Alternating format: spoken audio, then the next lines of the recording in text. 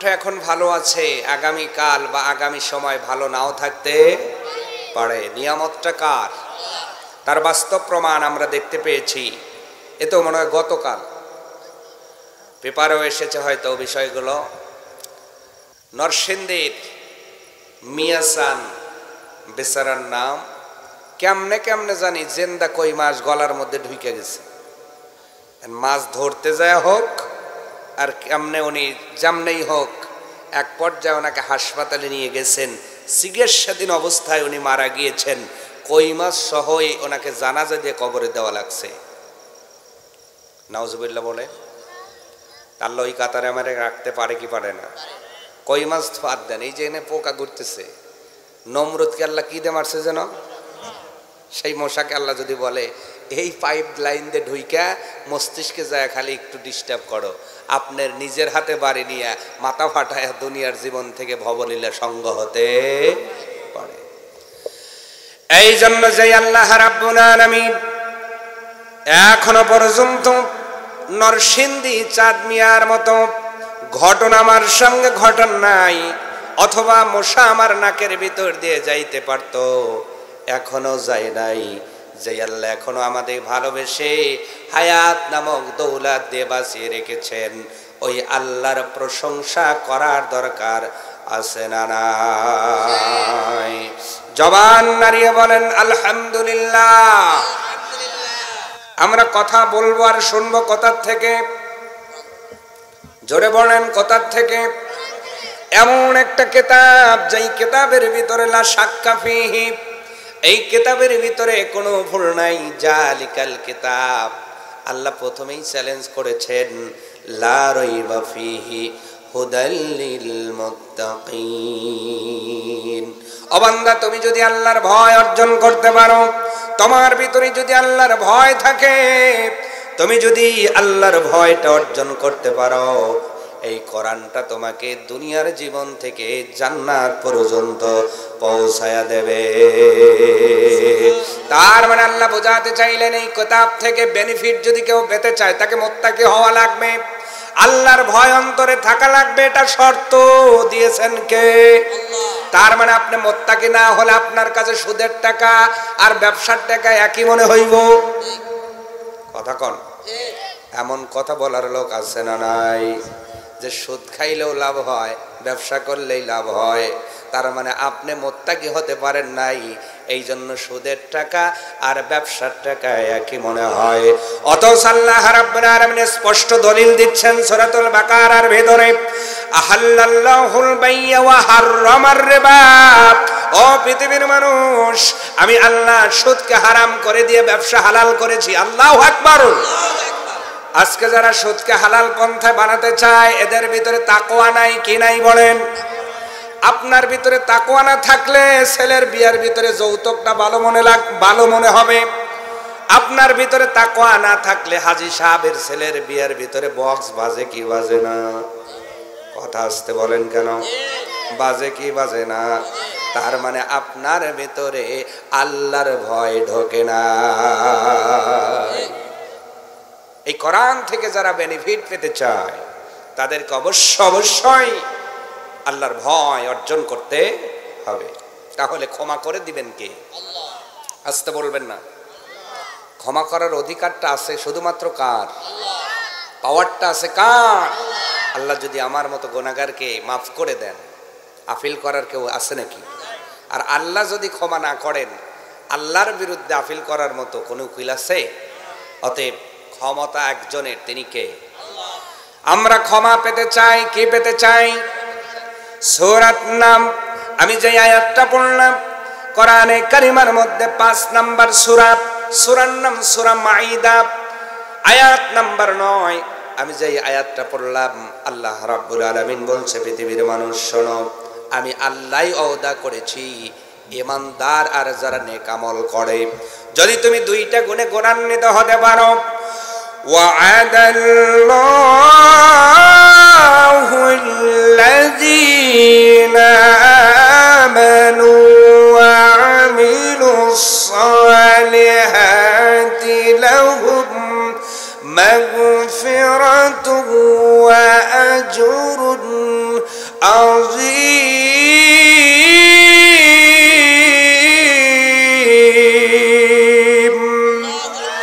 আল্লাহ পাক বলছেন বান্দারে আমি আল্লাহ ওয়াদা করছি, আল্লাহর ওয়াদা কি আমার আপনার মতো ওয়াদা নাকি? কথা বলেন না কেন? আমরা ওয়াদা করি, ওয়াদার খেলাপ করতেও দুইবার ভাবি না। কিন্তু আল্লাহ পাক বলে বান্দা বান্দি শোনো, তুমি যদি দুইটা গুণে গুণান্বিত হতে পারো, নাম্বার 1 তোমার ভিতরে ঈমান যদি থাকে, নাম্বার 2 তুমি যদি ঈমানের শর্ত অনুযায়ী আমল করতে পারো, আমলের সাথে করতে পারো, আমি আল্লাহ ঘোষণা দিয়ে দিলাম ও বান্দা তুমি মানুষ হিসাবে জীবনে কিছু ভুল থাকবেই, তুমি ভুল কিছু করবাই, কারণ একমাত্র নবীরা ছাড়া পৃথিবীর জমিনে কেউ মাসুম নয়। খুব ভালো করে বুঝবেন, পৃথিবীর জমিনে কেউ মাসুম নয়। কম বেশি গুনাহ আছে না নাই? কারণ এই গুনাহ করায় শয়তান, শয়তান হলো ইন্নাহু লাকুম আদুউম মুবিন, শয়তান আমাদের প্রকাশ্য দুশমন। নবীদেরকে আল্লাহ এমন পাওয়ার দিয়েছিলেন যার কারণে তাদের ধোঁকায় ফেলতে পারতো না, কিন্তু শয়তান আমাদের প্রকাশ্য দুশমন হওয়ার কারণে শয়তান আমাদের ধোঁকার মধ্যে ফেলে কি ফেলে না? এই জন্য কম বেশি গুনাহ ভুল আমাদের আছে না নাই? আল্লাহ পাক বলছেন বান্দা গুনাহ হয়ে গেল, ভুল হয়ে গেছে, কিন্তু তুমি যদি ঈমানদার হও আর ঈমানের চাহিদা অনুযায়ী যদি নেক আমল করতে পারো, আমি আল্লাহ ঘোষণা দিয়ে দিলাম লাহুম মাগফিরাতু ওয়া আজরুন আযীম। তোমার জন্য ক্ষমা এবং মহা পুরস্কারের ব্যবস্থা রেখে দিয়েছি আমি রব্বুল আলামিন। সুবহানাল্লাহ। আমরা ক্ষমা পেতে চাই কি চাই না? জোরে বলেন, চাই কি চাই না? আল্লাহর কাছে যেই বান্দা ক্ষমা প্রাপ্ত হয়ে যাবে তার মতো সৌভাগ্যবান আর কেউ হবে না। আর কেউ যদি আল্লাহ তাআলার কাছে ক্ষমা প্রাপ্ত না হয় তার মতো হতভাগ্য কেউ হবে। এই জন্য নবীর মতো মানুষ, নবীজি একটি হাদিস বর্ণনা করে বলেন পৃথিবীর মানুষ শোনো। আবু হুরায়রা থেকে হাদিসটা বর্ণনা করা হলো, আল্লাহর নবী বলেন ওয়াল্লাহি আল্লাহর কসম লা ইন্নী আস্তাগফিরুল্লাহ ওয়া আতুবু ইলাইহি ফিল ইয়াম। ও দুনিয়ার আমার উম্মত, আমি নবী দিনের মধ্যে আল্লাহর কাছে তওবা করেই আস্তাগফির পড়ি। কতবার? আকসারা ৭০ মাররা, ৭০ বারের অধিক। জোরে বলেন সুবহানাল্লাহ। নবীর আমলে কি গুনাহ ছিল? নবীর আমলে কি গুনাহ ছিল? উনি চাইছেন কয়বার ক্ষমা? আওয়াজ বাড়িয়ে। আমার বর্ণনা নাই, বর্ণনা করেছেন নবী মুহাম্মাদুর নিজের মুখেই বর্ণনা করেছেন। আমার উম্মত শোনো, আমি দিনের মধ্যে আমার রবের কাছে ৭০ বার না ৭০ বারের আগে একটা শব্দ দিয়েছেন নবী আকসারা, মানে ৭০ বারের অধিক, কমপক্ষে ৭০ বার নবীজি প্রত্যেক দিন আল্লাহর কাছে ক্ষমা চাইতেন। যেই নবীর আমলে কোনো গুনাহ নাই, যিনি হলো মাসুম, আর আমাদের গুনার অভাব নাই, অথচ আল্লাহর কাছে ক্ষমা চাওয়ার সময় পাই না। ঠিক কিনা বলেন? এই জন্য ক্ষমা চাওয়ার রাস্তা আজকে বলে দিব ইনশাআল্লাহ। ক্ষমা কোন পথে চাইবেন, কেমনে চাইবেন, কি কি গুণ থাকলে আল্লাহ ক্ষমা করবেন, এই বিষয়ের উপর আজকে আলোচনা হবে ইনশাআল্লাহ। শোনার ইচ্ছা আছে তো? ধৈর্য কুলাবে তো? আমি কিন্তু আবার ওই একটানে ঘটনা বেশি বলতে পারি না। বোঝানোর জন্য, যেহেতু আল্লাহ পাক বলছেন আহসানুল কসাস, আমি কোরআনের মধ্যে কিছু উত্তম ঘটনা দিয়েছি, নবীজি ও হাদিসের মধ্যে কিছু সুন্দর ঘটনা দিয়েছেন। যদি বোঝানোর ক্ষেত্রে বলতে হয় সেটা ভিন্ন ব্যাপার, কিন্তু আপনারা যদি এই চিন্তায় আসেন যে হুজুর একটানে ৩.৫ ঘন্টা একেবারে বসাবেন, তাহলে কিন্তু আমি অপারক। কি নাকি খুশি না বেজার? কোরআন থেকে কথা বললে সত্য বলে, ঠিক কিনা বলেন? আল্লাহ কোরআনে কারিমার মধ্যে বলেছেন তার চাইতে উত্তম কথা কার হতে পারে যে কোরআন থেকে কথা বলে। আল্লাহু আকবার। আমার ভাইরা, তাহলে ক্ষমা চাবো কার কাছে? আল্লাহ, ও গো আল্লাহ, ক্ষমা করে দাও, মাফ করে করে দাও। সকলেই উচ্চ আওয়াজে একটু সুরের সুর মিলে পড়ি, আল্লাহ ও গো আল্লাহ ক্ষমা করে দাও, মাফ করে দাও, সুপথে চালাও, মাফ করে দাও। তোমাকে না দেখিয়া নবীকে না চিনিয়া ঈমান এনেছি তবুও, তোমাকে না দেখিয়া নবীকে না চিনিয়া ঈমান এনেছি তবুও, সেই ওসিলায় আমাদের জান্নাতে দাও, ক্ষমা করে দাও, মাফ করে দাও, সুপথে চালাও, মাফ করে দাও। একটা জবান বন্ধ রাখবেন না, জবান খুলে পড়েন আল্লাহুম্মা আমিন। ক্ষমা চাইব কার কাছে? এই জন্য ক্ষমা কেমনে পাওয়া যাবে? এই যে মাহে রমাদান আমাদের মাঝ থেকে বিদায় হয়ে গেল, পৃথিবীর মানুষ মাহে রমাদানের আমরা 3টা ধাপ পার করেছি। প্রথম নাম্বার রহমত, দ্বিতীয় নাম্বার মাগফিরাত। মানে কি? ক্ষমা। মাগফিরাত মানে কি বলেন? তার মানে রমজান হলো রহমতের মাস, রমজান হলো মাগফিরাতের মাস, রমজান গেল নাজাতের মাস। এই মাস পাওয়ার পরে যারা নিজের জীবনের গুনাহ মাফ করাতে পারলো না, আল্লাহর নবী বলেন তাদের মতো হতভাগা কেউ হতে পারলো না। রমজান চলে গেল, এখনো যদি গুনাহ মাফ না হয়, ও পৃথিবীর মুসলমান, আপনাদের কাছে ক্ষমা পাওয়ার কিছু রাস্তা বলে যাচ্ছে কোরআন হাদিস দিয়া। এই রাস্তাগুলো ফলো করলে আল্লাহ জীবনের গুনাহগুলো মাফ করে, ক্ষমা করে আপনাকে আমাকে জান্নাতি মেহমান বানায় দেবে। কোরআন হাদিসের বর্ণনা অনুযায়ী ক্ষমা লাভের উপায় হলো 4টা। আওয়াজ বাড়িয়ে বলেন কয়টা? ক্ষমা কেউ যদি পেতে চায় 4টা উপায় অবলম্বন করতে পারেন। 4টা উপায় আল্লাহর কাছে ক্ষমা পাওয়া যাবে। 1 নাম্বার হলো আল্লাহর কাছে যদি কেউ ক্ষমা পেতে চায়, লাগবে হলো ঈমান এবং নেক আমল। জোরে বলেন সুবহানাল্লাহ। স্লোগান দিয়ে কখনো আপনার আল্লাহর কাছে ক্ষমা পাওয়া যাবে না, মিছিল করে ক্ষমা পাওয়া যাবে না, লাঠির বাড়ি দেখায়া, ভয় দেখায়া, গোষ্ঠীর গরম দেখাইয়া পাওয়া যাবে নাকি? কথা বলেন। আজকে তো আমাদের গোষ্ঠীর ঠেলায় বাজারে হাঁটাই যায় না, আছে না নাই? আবার অনেকে বলে কথা কবি পাইয়া ফালাবো কই, বলে কি বলে না? বলে কি বলে না? এই ক্ষমতা তোমার শরীরে জান আছে যতদিন, ততদিন তুমি মারা যাওয়ার পরে এই ক্ষমতা আর থাকবে না।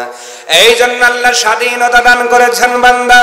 স্বাধীনতা পাওয়ার পরে তুমি কেমন হয়ে যাও, এইটা পরীক্ষা করার জন্য ও বাগমারার মুসলমান, আল্লাহর কোরআন জানাচ্ছে যদি তোমার ভিতরে ঈমান আর নেক আমল থাকে, যেই আয়াতটা পড়লাম সূরা মাইদা আয়াত নাম্বার 9, এই জন্যই আয়াতটা তেলাওয়াত করলাম।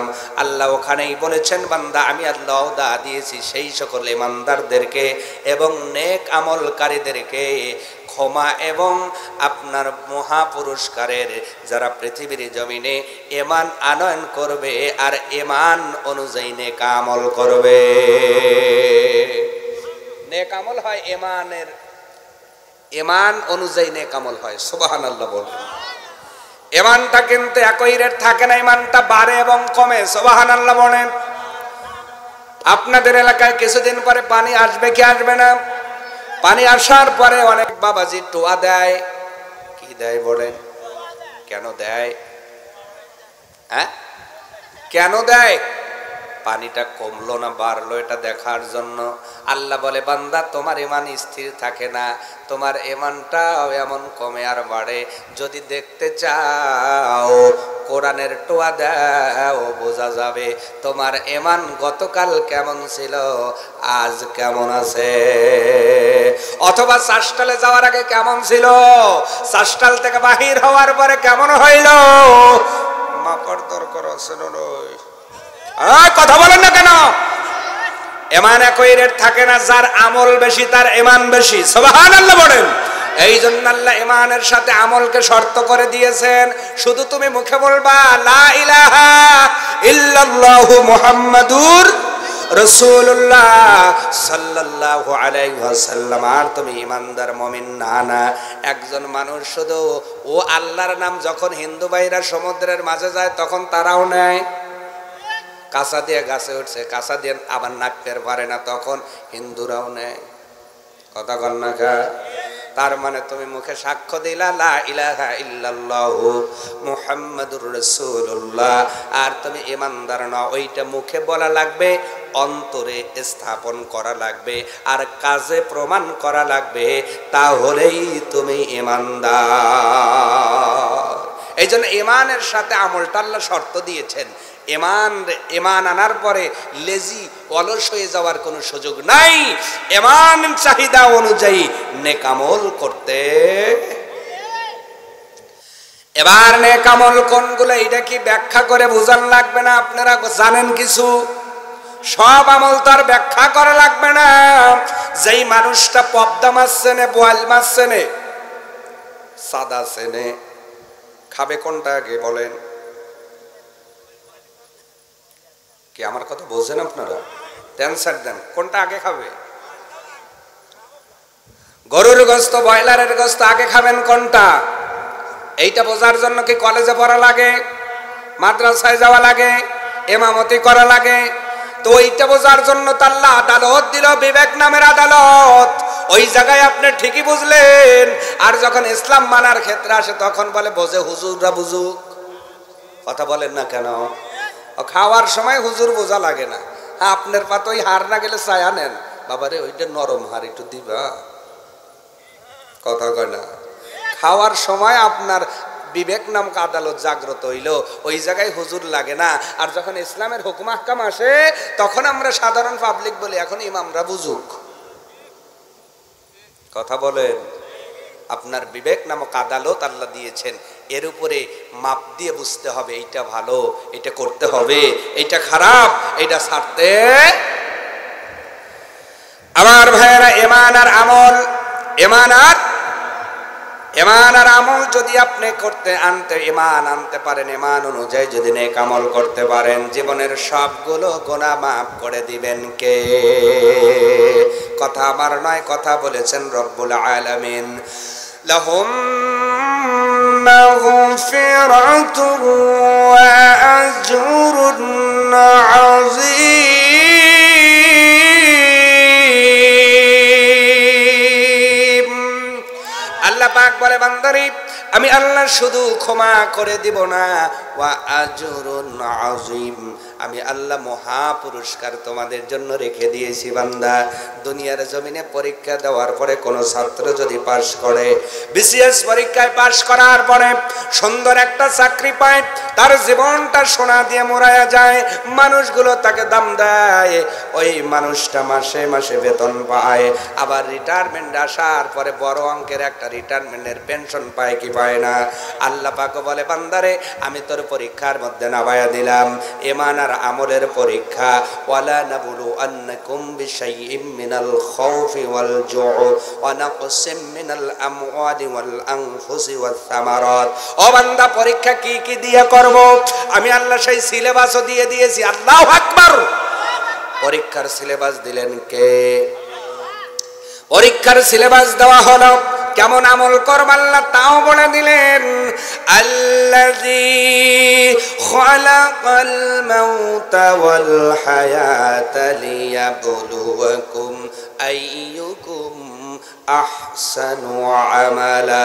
ও বান্দা, তোমার পরীক্ষার হলে কেমন লিখবা, কেমন খাতার দাম আমি আল্লাহ দিব এটাও বলে দিলাম। পরীক্ষার খাতায় গোজামিল দিও না, তেলাপোকা সারার মার্কা লেখালেই ঘোনা, তাহলে পাঠ জুটবো। আমি আল্লাহ বললাম আহসানু আমালা, বান্দা আমল করার ক্ষেত্রে গোজামিলটা দিও না। পরীক্ষার হলে গোজামিল দিলে ওই ছাত্র যেমন পাশ করে না, আমলের মধ্যে গোজামিল দিলে ওই মুমিন জান্নাতে যাবে না। স্ট্রেট ফরওয়ার্ড কথা, বুঝলে বুঝ পাতা, না বুঝলে কথা কয় না, বুঝেন আমার ভাইয়েরা? তাহলে লক্ষ্য করেন ইমানের কত দাম। প্রথম নাম্বার শর্ত হলো ইমান। ইমান প্রথম নাম্বার শর্তের নাম কি বলেন? ইমানের কত দাম, ইমানের কত দাম। এই ইমানটা যদি না থাকে আপনার আমলে কোনো কোনো সওয়াব যোগ হবে না। ইমান নাই, আপনি ভালো কাজ করলেন, গরিব দুঃখীকে সাহায্য করলেন, আপনি ব্রিজ বানালেন, কালভার্ট বানালেন, বিধবাকে সাহায্য করলেন, ইতিমদের সাহায্য সহযোগিতা করলেন, বলেন তো এই কাজগুলো ভালো না খারাপ? আপনি মসজিদ বানালেন, আপনি সব ভালো কাজ করলেন, শুধুমাত্র ইমানটা নাই, আপনার আমল নামায় একটা সওয়াব যোগ হবে। তাহলে ইমানের দাম কি কম?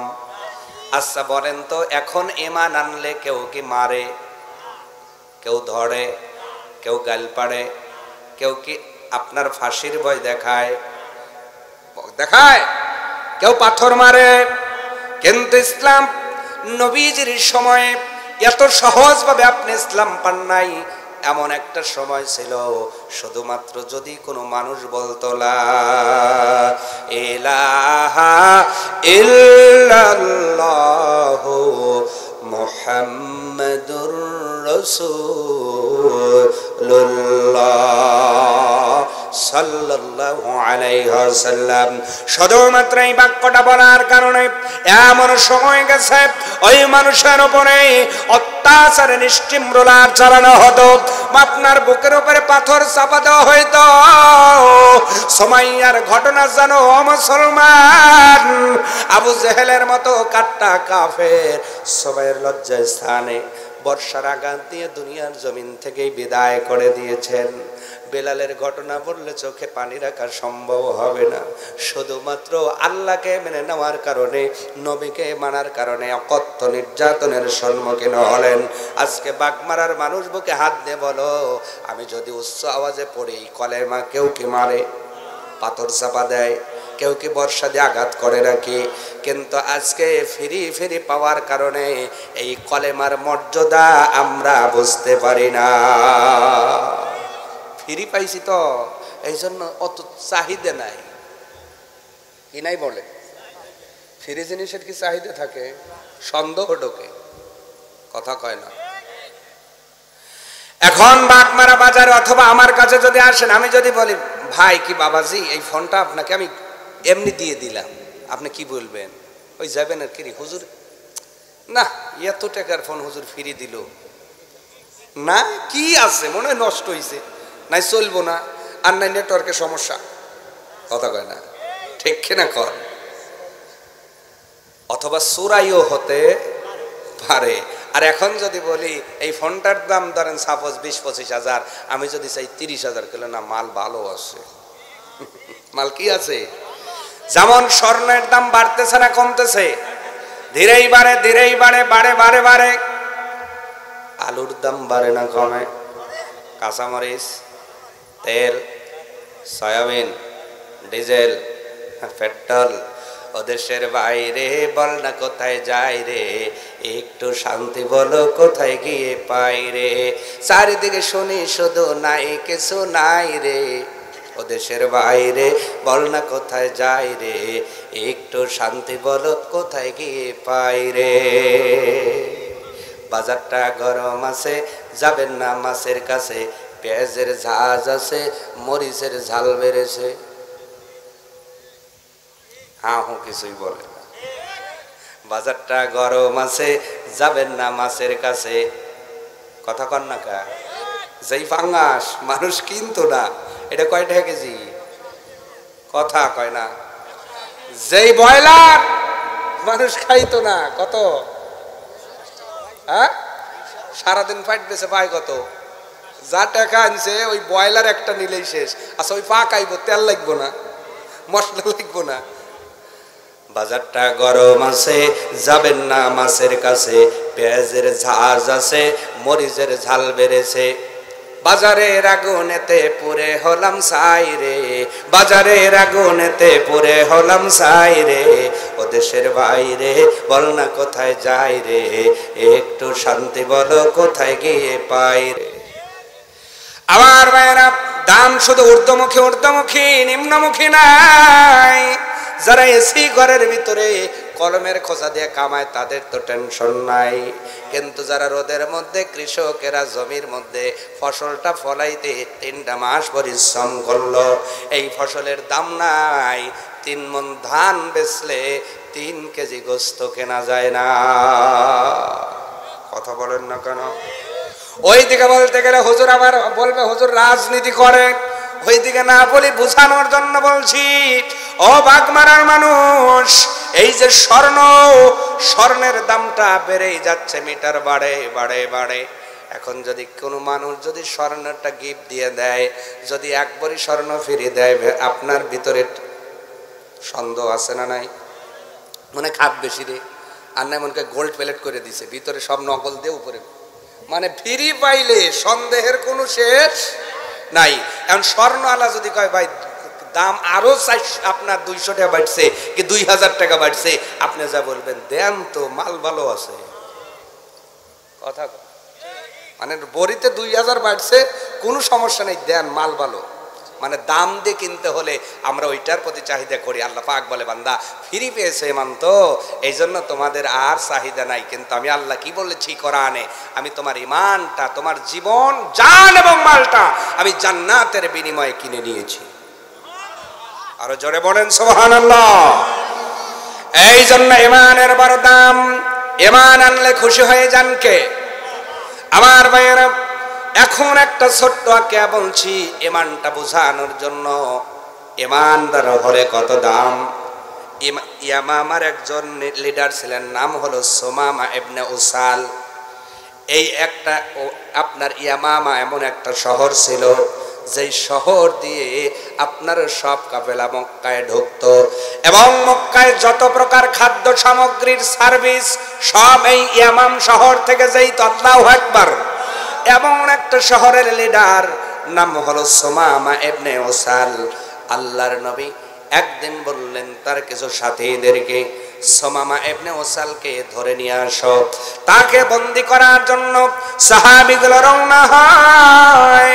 হঠাৎ করে রাস্তার মধ্যে সুমামা ইবনে উসাল উমরা পালন করার জন্য মক্কায় ঢুকতেছিলেন।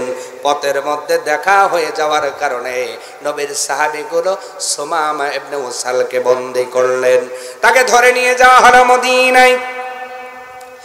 নিয়ে যাওয়ার পরে আমার ভাইরা, আপনার নিয়ে যাওয়ার পরে এই যে আপনার মসজিদে নববীর খুঁটির সঙ্গে তাকে বেঁধে রাখা হলো। বাঁধার পরে নবীজি প্রথম দিন যখন সাক্ষাৎ করলেন, ডাক দিয়ে বললেন, সুমামা ইবনে উসাল, তুমি বলো, এখন তো তুমি বন্দী, আমার কাছে বন্দী, হাত পা বাঁধা, বলো তোমার এখন কেমন লাগে? কেমন লাগে? আমি তোমার সঙ্গে কেমন ব্যবহার করতে পারি? সুমামা ইবনে উসাল ডাইকে বলে, ও মুহাম্মদ সাল্লাল্লাহু, আপনি যদি আমাকে হত্যা করেন, একজন হত্যাযোগ্য মানুষকেই হত্যা করবেন, কারণ আমি এমন অপরাধ কিছু করেছি যার জন্য হত্যা করলে কোনো সমস্যা নাই, কিন্তু যে যদি আপনি ক্ষমা করে দেন, একজন কৃতজ্ঞ বান্দাকে ক্ষমা করে দিবেন। জোরে বলেন সুবহানাল্লাহ। ডাইরেক্ট বলে না, ইনডাইরেক্ট বলতে চায়। আল্লাহ পাক বলে, সুমামা ইবনে উসাল রে, আমার নবীকে যা বলতে চাও, নবীকে সেটা বোঝার ক্ষমতা আমি আল্লাহ দিয়ে দিয়েছি। লাকাদ কানা লাকুম ফি রাসূলিল্লাহি উসওয়াতুন হাসানা, কারণ আমি আমার নবীর মধ্যে উত্তম চরিত্র দান করে দিয়েছি। আমার ভাইরা, নবী এবার কিছুই বললেন না। দ্বিতীয় দিন আসার পরে নবী ডাক দিয়ে বলেন, ও সুমামা ইবনে উসাল, কি মনে হয় নয়, আমি নবী কেমন ব্যবহার তোমার সঙ্গে করব।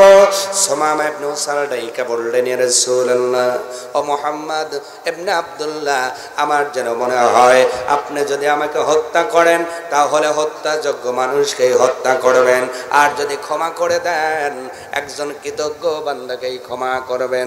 আমার ভাইরা লক্ষ্য করেন, এক পর্যায়ে একই ঘটনা তিন দিন যখন ঘটে গেল, ঘটে যাওয়ার পরে তৃতীয় দিন নবী এসে সাহাবীদের ডাক দিয়ে বললেন, সাহাবীরা রে, আর সুমামা ইবনে উসালকে বন্দী করে রেখো না, তার হাতের বান্ধন খুলে দাও, আমি নবী তাকে মুক্ত করে দিলাম। নবী কি করছেন? কথা বলেন, কি করছেন? সুমামা ইবনে উসালকে কোনো প্রেসার দিলেন না, বললেন খুলে দাও। কিছু সাহাবী ডাক দিয়ে বললেন, ইয়া রাসূলুল্লাহ, এত কষ্ট করে তাকে বন্দী করলাম, আর তাকে এমনি ছেড়ে দিতে বলেন? নবী বলেন, আমি যা বলেছি তাই করে তাকে ছেড়ে দাও।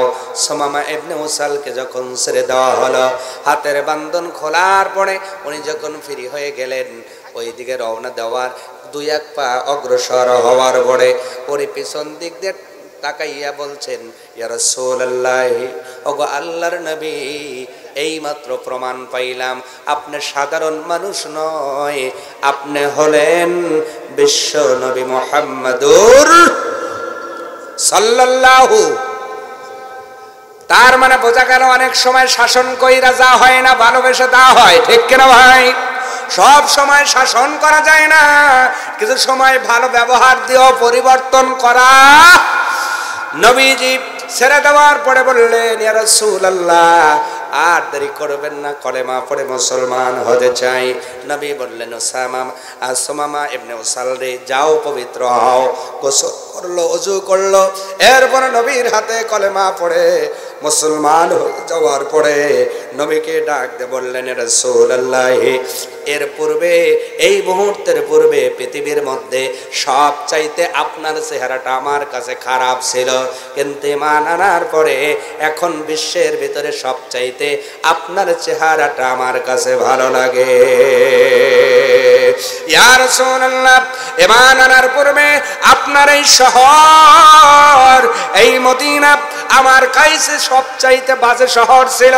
ঈমান আনার পরে বিশ্বের মধ্যে সবচেয়ে দামি শহর এখন মদিনাকে মনে হয়। ঈমান আনার পূর্বে ইসলামটাকে সবচেয়ে বাজে ধর্ম মনে হতো, বাজে দিন মনে হতো। ঈমান আনার পরে এখন ইসলামটাকে আমার কাছে সবচেয়ে ভালো দিন মনে হয়, কারণ আল্লাহ কোরআনে কারিমার মধ্যে বলেন, ইন্নাদ-দীনা ইনদাল্লাহিল ইসলাম। আল্লাহর কাছে মনোনীত, মনোপুত, ভালো লাগার মতো দ্বীনি ব্যবস্থা একটা, জোরে বলেন নাম কি? নাম কি? আরো জোরে। ইসলাম। যে আসলিম হেই হয় মুসলিম, যে মানে ইসলাম সেই হয় মুসলিম। সুবহানাল্লাহ। আমার ভাইয়েরা, ইসলাম মানে মুসলিম হতে হবে। দাদা মুসলমান, বাবা মুসলমান, আমি মুসলমান, এইভাবে মুসলমান দাবি করে নাজাত পাওয়া যাবে না। তার প্রমাণ আল্লাহ ইতিপূর্বে দিয়ে রেখেছেন। সাইয়েদনা নূহ আলাইহিস সালামের নিজের সন্তান। নবীর চাইতে ভালো বাবা পৃথিবীতে কোনো বাবা আছে নাকি? নবীদের চাইতে ভালো বাবা পৃথিবীতে আছে? সাইয়েদনা নূহ আলাইহিস সালাম, তার সন্তানের নাম হলো কিনান। ওনাকে নবী নূহ আলাইহিস সালাম তার সন্তানটারে বাঁচাতে পারেন নাই, পেলাবনের মধ্যে ধ্বংস হয়ে গেছে। তার মানে প্রমাণ হলো বাবার আমলে সন্তান নাজাত পাবে। আমল যার যার হিসাব, আমল যার যার, কবরও তার তার, জান্নাতও তার তার, জাহান্নামও যার যার, আমলে তার তার হিসাব হবে। সম্মানিত ভাইয়েরা আমার, লক্ষ্য করেন, এবার নবীকে ডাক দিয়ে বললেন, ইয়া রাসূলুল্লাহ, এসেছিলাম উমরা পালন করবার জন্য, কিন্তু পথে মধ্যে গ্রেফতার হয়ে গেলাম। এখন তো ঈমান আনলাম, নবীজি উমরার নিয়মটা একটু শিক্ষা দিয়ে দেন। আমি মদিনার থেকে বাইতুল্লাহ মানে মক্কাতুল মুকাররমায় যেতে চাই। নবী নিয়মটা শেখানোর পরে সুমামা ইবনে উসাল উনি মদিনার থেকে মক্কার উদ্দেশ্যে রওনা করলেন। উমরা পালন করতে যাইয়া উনি যখন উমরা পালন করেন, আবু জেহেল, আবু লাহাব, কাট্টা কাফের গুলো যখন বুঝতে পারলো সুমামা ইবনে উসাল নবীর হাতে হাত দিয়ে কলেমা পড়ে মুসলমান হয়ে গেছে, এই খবর শোনার পরে ওনাকে কিছু লোক একটু টিটকারি করা শুরু করলো। এইরকম টিটকারি করার লোক আমাদের সমাজের ভিতরে আছে না নাই? ডাইরেক্ট বলে না, ইনডাইরেক্ট বলে, কথা বলে না, এমন লোক আছে না নাই? আপনার আমার কোনো যদি সমস্যা থাকে, বোঝেন যদি আমি যে ভুল করছি, আর আপনি যদি আমার হিতাকাঙ্ক্ষী হন, নিয়মটা হলো আমাকে ডাইরেক্ট বলা, ভাই কি বাবাজি দেখলাম আপনার ভিতরে এই ভুলটা আছে। কিন্তু অনেকে এইটা বলে না, ইশারায় বোঝায় আর টিটকারি মারে, কথা বলে না। ওয়াইলুল লিকুল্লি হুমাজাতিল লুমাজা, আল্লাহ পাক সূরা হুমাজা নাজিল করে জানালেন, পৃথিবীর মানুষেরা শোনো, তুমি যদি সকলখোর হয়ে যাও নাজাত পাওয়ার কোনো সম্ভাবনা। এই জন্য টিটকারি করা যাবে না। দুর্ভোগ তাদের জন্য যারা সামনে নিন্দা করে পিছনে গীবত করে। সুমামা ইবনে উসালের পিছনে পিছনে উস্কানো শুরু করলেন। আগেই বলেছি, পূর্বেই বলেছি, এমন একটা শহরের লিডার ছিলেন, তার নাম হলো ইয়ামামা। এমন একটা শহর, যে শহর থেকে খাদ্য শস্য মক্কা এবং মদিনায় সার্ভিস দেওয়া হতো। মক্কায় যদি খাদ্য দ্রব্য না আসতো, দুর্ভিক্ষ লাগার সম্ভাবনা আছে না নাই? এমন একটা মানুষকে যখন উস্কানি দেয়, উনি ডাইরেক্ট বললেন, উস্কানি দেওয়ার স্বাদ মিটা মানে বাদ যায় নেই। খাদ্য খাও আমার দেশের, আর আমারই উস্কানি মারো, যায়া নেই। উনি উমরা পালন করে যায়া মদিনার জন্য সব খাদ্য বন্ধ করে দিছে। কি বন্ধ করছে? জোরে, গম, জব, আটা, যা ম্যাক্সিমাম সার্ভিস তো ইয়ামাম থেকে আসে মক্কায়, যেই খাদ্য বন্ধ করে দিছে। আমার ছোট চাচা মাঝে মাঝে বলে যে গেদা জিলিকের বেশি পেটে না থাকলে জিলিক আসে না। তা আমি আর বুঝতাম না ছোটবেলায়। তো একদিন বললাম, কাকা জিলিকের বেশি কি? তো বলতেছে, ও হুজুর এইটাও বোঝো না, তাফসির হনো। চাউলের নাম হলো জিলিকের বেশি। চাউলের নাম কি? গেদা এর নাম জিলিকের বেশি। ফুটাইলে ভাত হয়, খাইলে জিলিক ওঠে। 2 ওয়াক্ত না খাইলে জিলিক আর ওঠে। এই জন্য পেটে কিছু থাকলে গা ভালো লাগে, না থাকলে ভালো লাগে। খুব উস্কানি করতে পারে, কিন্তু ইয়ামাম শহর থেকে সব খাদ্যর শস্য রপ্তানি বন্ধ করে দেওয়ার পর আমদানি হয় না। মক্কার বাজারে আর কোনো শস্য আমদানি হয় না, ওনারা বন্ধ করে দিয়েছেন। কয়েকদিন যেতে না যেতেই সব বাঁকা সোজা হয়ে গেছে। নবীর কাছে চিঠি দিয়ে বলতেছে কাফের গোলা, ও মুহাম্মদ ইবনে আব্দুল্লাহ, যতই বিরোধিতা করি কিন্তু আমরা কিন্তু তোমার আত্মীয়। ঠেলার নাম, আসতে বলে, ঠেলার নাম বাবাজি। ঠেলার নাম কি? বিপদে বললে আমার চেনা, বিপদ গেলে চেনে না। আর একজনরা বলে, যার নামে চিন্নি খাইলা মোল্লা চিনলা না। যেটাই বোঝেন যেমনেই বোঝেন, যার কারণে যা হইল তাকেই আপনারা মানলেন না। এবার তারা দেখেন নবীর কাছে চিঠি নিয়ে বলছেন, ও মুহাম্মদ ইবনে আব্দুল্লাহ, যতই যা করি আমরা কিন্তু তোমার আত্মীয়। কেউ তোমার বংশের লোক, কেউ তোমার দাদার কাছের লোক, কেউ তোমার চাচার কাছের লোক। তোমার কারণে, তোমার হাতে কলেমা পড়ে ওই যে সুমামা ইবনে উসাল মুসলমান হওয়ার কারণে ওখানে যাইয়া মক্কার জন্য সব আমদানি রপ্তানি বন্ধ করে দিয়েছে। এর কারণে শুধু আমরা কষ্ট পাই না, আমাদের স্ত্রীগুলা সন্তানগুলো কষ্ট পায়, না খেয়ে দুর্ভিক্ষ লাগার সম্ভাবনা। আল্লাহর নবী ডাক দিয়ে বলেন, ও পৃথিবীর মানুষ, আল্লাহ সূরা বাকারার 83 নম্বর আয়াতের মধ্যে ইবাদত শিক্ষা দিয়েছেন, বান্দা আকিমুস। আমার ভাইয়েরা, ইমান আনলে খুশি হয়ে যান কে? এইটা গেল ইমান। আর দ্বিতীয় নাম্বার হলো আমলে সলে, নেক আমল। নেক আমল ইমান অনুযায়ী যদি নেক আমল করেন, আল্লাহ পাক বলেন লাহুম মাগফিরা, তাদের জন্যই ক্ষমা, তাদের জন্যই ক্ষমা, তাদের জন্যই ক্ষমা। সুবহানাল্লাহ। বলেন তো আমরা নেক আমল করতে চাই কি চাই না? কার মতো নেক আমল করবেন? কার মতো? কাদের মতো? নবীর মতো না? নবীর মতো অত ভালো কাজ আমরা করতে পারবো না, কিন্তু সূরা ফাতিহার মধ্যে যা চাই আল্লাহর কাছে, সিরাতাল্লাযীনা আন'আমতা আলাইহিম, আল্লাহ সিরাতাল মুস্তাকিম, ওই পথ যেই পথে তোমার প্রিয় লোকেরা চলে গিয়েছে, প্রিয় বান্দারা অতিবাহিত হয়ে গেছে। তার মানে আমরা আল্লাহকে বোঝাতে চাই, আল্লাহ আমরা তাদের মতো ভালো কাজ করতে চাই। ভালো কাজ করেছে নবীর সাহাবা আজমাইন, খোলাফায়ে রাশিদিন, সিদ্দিকিন, সালিহিন, তাদের কাছ থেকে অনুপ্রেরণা নিয়ে আমরা যদি ভালো কাজ করতে পারি, তাহলে ঈমানও থাকলো, ভালো আমলও থাকলো।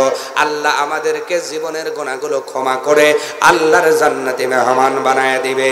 বলেন তো আমরা আল্লাহর কাছে ক্ষমা চাই কি চাই না? এবার আসেন আমলে সলে বুঝাইতেছি। আমলে সলে কোন জিনিস? আল্লাহর নবীর জামাতা উসমান জুন নুরাইন, নাম কি বললাম? উসমান জুন, যিনি দুইটা নূরের অধিকারী। তার মানে হলো নবীর দুইটা কলিজার টুকরা কন্যাকে বিবাহ করেছিলেন। শুধু তাই নয়, ওসমানকে গানিউন ব্যবহার করা হলো, যেই খেতাবটা রব্বুল আলামিন দিয়েছেন আল্লাহর পক্ষ থেকে। আল্লাহ পাক বললেন নবী হে ওসমান হলো গানি, ধনী। সুবহানাল্লাহ। কেমন ধনী? এরপরেও তার ভিতরে অহংকার আসলো না, এরপরেও তার ভিতরে ফকর আসলো না, আমিত্ব আসলো না। আজকে আমার এই সরার মধ্যে 10 বিঘা জমি যদি থাকে, আমার কারণে বাঘ মারা গরম কত কেন? আমি যদি 1 কোটি টাকার মালিক হই, বাজারে যাওয়ার হাব ভাব দেখলেই বোঝে না কোটিপতি। কথা বলেন। পুরা বাগমারা বগুড়া ও দুনিয়ার মানুষের যদি সম্পত্তির টার্ন ওভার এক জায়গায় করেন, আল্লাহর নবীর একজন সাহাবী জামাতা ওসমান জুন নুরাইনের সমান হবে না। অথচ কি জীবন উনি গঠন করেছিলেন, কি সাধারণ জীবন যে গঠন করেছিলেন। এই জন্য আল্লাহ বোঝাইতে চাই, মানুষ শোনো, তুমি নিজেকে ছোট বানাও, আমি আল্লাহ তোরে বড় বানাবো। আর তুই নিজের বড় বানাইতে চাবি, আমি বাইরে যদি একবার গাইরা ফালাই আর উঠবো। অতএব নিজের ছোট করেন, বড় বানাবেন কে? ওসমান জুন নুরাইনের কথা বলছি। আল্লাহর নবীর কাছে আমলে সলে কেমন করে করতে হয়, কেমন করে নবীর অনুসরণ করে, কেমন করে কোরআনের অনুসরণ করে আমলে সলে করতে হয়, খুব ভালো করে বুঝবেন। একদিন নবীর কাছে একজন সাহায্যকারী আসলেন। আসার পরে বললেন, ইয়া রাসূলুল্লাহ, আমাকে কিছু সাহায্য সহযোগিতা করেন। আল্লাহ নবী বললেন, ও সাইলকারী, আমার জামাতা ওসমান জুন নুরাইনের কাছে চলে যাও, ওর কাছে গেলেই তুমি সাহায্য সহযোগিতা পেয়ে যাবা। লোকটা মনে আশা নিয়ে চলে গেলেন। যাওয়ার পরে উনি লক্ষ্য করে দেখে ওসমান জুন নুরাইন পথের মধ্যে ওনার গোডাউনের, ওই গোডাউনের বেড়ার কাছে বসে আছে। লোকটা চিন্তা করে, এই লোকটা এনে বসে আছে কেন? লক্ষ্য করে দেখে কি পিপিলিকা কিছু খাদ্য শস্য নিয়ে ওই গর্তে ঢুকছে। ওসমান জুন নুরাইন ওখান থেকে কিছু খাদ্য ওদের জন্য রেখা, ওই খাদ্যগুলো নিয়ে আবার গোডাউনে রেখে দিচ্ছে।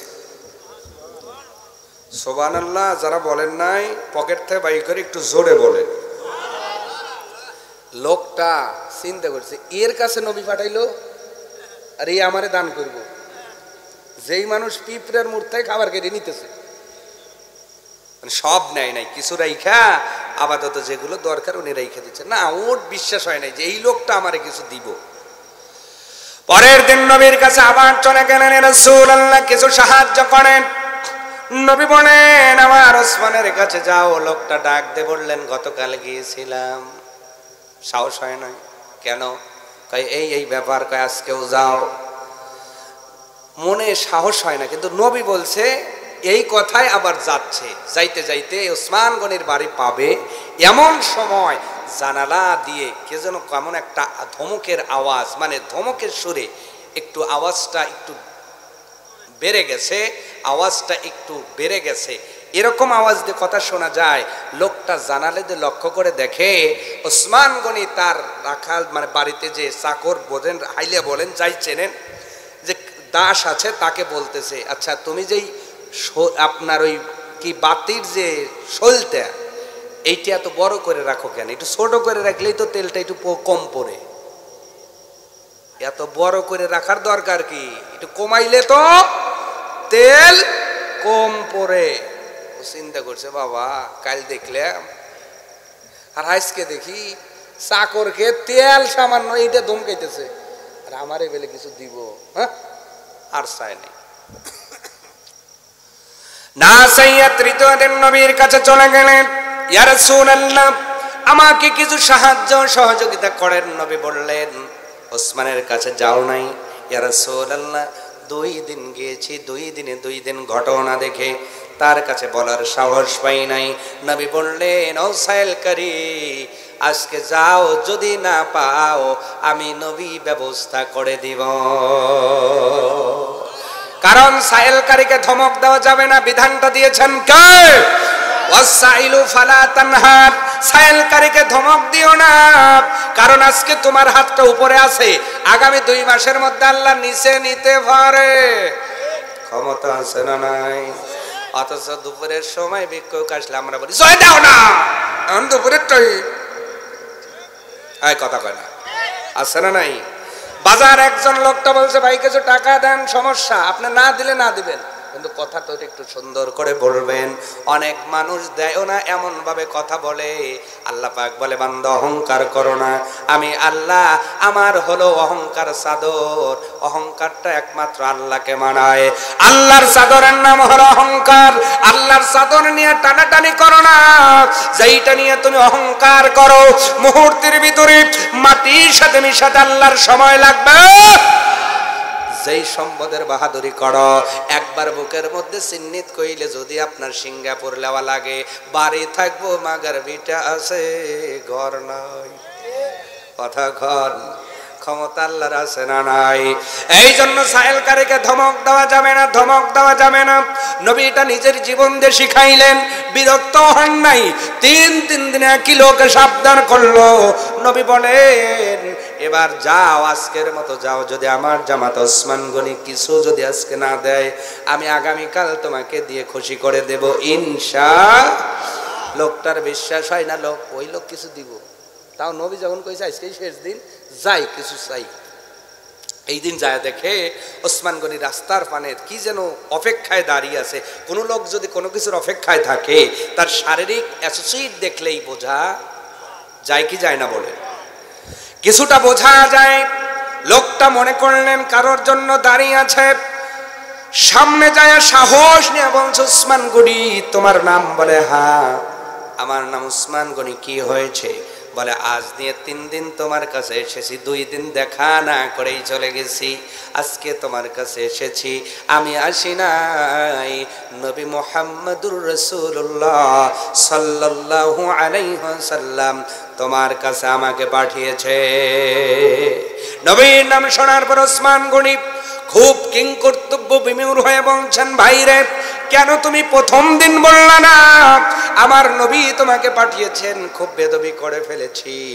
কিসের জন্য তুমি এসেছিলে বলো, কি খেদমত দিতে পারি, কি করতে পারি তোমার জন্য? লোকটা ডাইকে বলল ওসমান গনি আমার কিছু ফিনান্সিয়াল হেল্প দরকার, আমার কিছু সাহায্য দরকার, অর্থনৈতিক সাহায্য দরকার।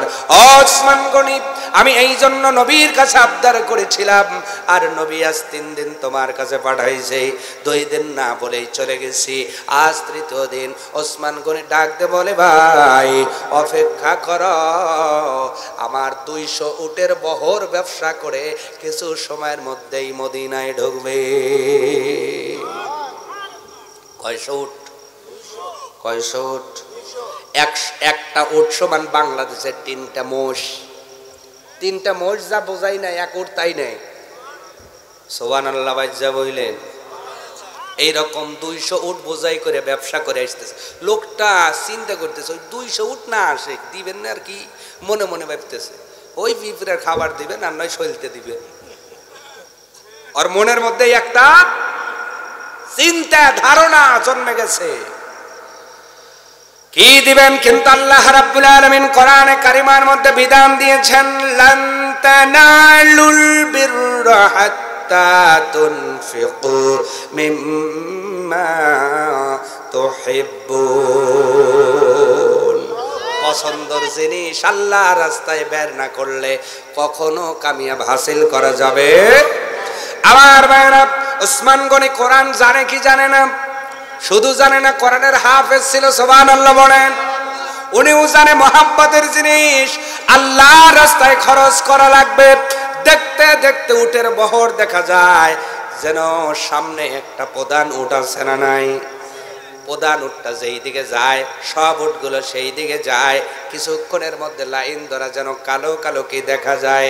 ওসমান গনি ডাক দে বলে, ভাই রে 2 দিন পর্যন্ত ঘুরাইয়েছি, আর ঘুরাইব না, যাও দৌড় দাও। ওই 200 উটের মধ্যে যেই উটটা পছন্দ হয় আমি উটও দিলাম, উটের উপরে মালগুলোও দিয়ে দিলাম। আসতে বলেন সুবহানাল্লাহ। তো ওসমান গনি জান্নাতে যাইব না, আমরা যাব? নবীর আদেশ পাইয়া উট সহ উটের মাল দিয়ে দিছে। আর আমি যদি এখন বলি বা কেউ বলে 100 টাকা 500 টাকা দান করবে, যা চাইবার ভাবি কথা কর না কা। তা আমার নেকামল আর ওসমান গনির নেকামল কি সমান হওয়া যাবে নাকি? হবে না তো। কারণ হতে হলে তার মতো আদেশ মানতে হবে। আজকে একটু পরীক্ষা হবে, ইনশাআল্লাহ দিবেন তো? লোকটা এবার ডাইকা এবার মনে মনে চিন্তা করছে, যাই তাহলে দেখি। এমনি বলে ইয়ের কি করলো নাকি, যায় দেখে না উট আসলে আসতেছে। ডাক দিয়ে বলছে, ভাই এটা কার উট? এটা ওসমান গনির উট, ব্যবসা করে লাভ করে ফিরে আসতেছে। না তাহলে ঠিক আছে। ও চিন্তা করছে কোন উটটা নেই, কোন উটটা নেই, কোন উটটা নেই। যে রাখাল প্রধান বড় একটা দলের যে নেতা, দলের যে লিডার, এই উটের উপরে উঠা আপনার ওই যিনি ওই তত্ত্বাবধানে আছে উনি উঠে আসতেছেন। বড় উট যেই দিকে সবগুলা, ওই চিন্তা করছে নিলে ছোটটা নেব কেন, বড়টাই নেই। ওসমান গনি যেহেতু বলছে যেটা চয়েস ওইটাই নিবা। ও ডাক দে বলছে, আপনি নাবেন কেন? কি হয়েছে? আপনি নাবেন, আমি উঠবো কেন? ওসমান গনি বলছে যে উট পছন্দ ওইটাই নিতে, আমার এইটাই পছন্দ। সুবহানাল্লাহ কর। তত্ত্বাবধায়ক ডাক দে বলে, আমার মানে যিনি ওসমান গনি উনি দানের হাতটা বিশাল, অবশ্যই দান করতে পারে, এতে সন্দেহ নাই। তবে ভাই রে এই উটটা নিও না, এইটা ছাড়া যেইটা চলে ওইটাই নাও।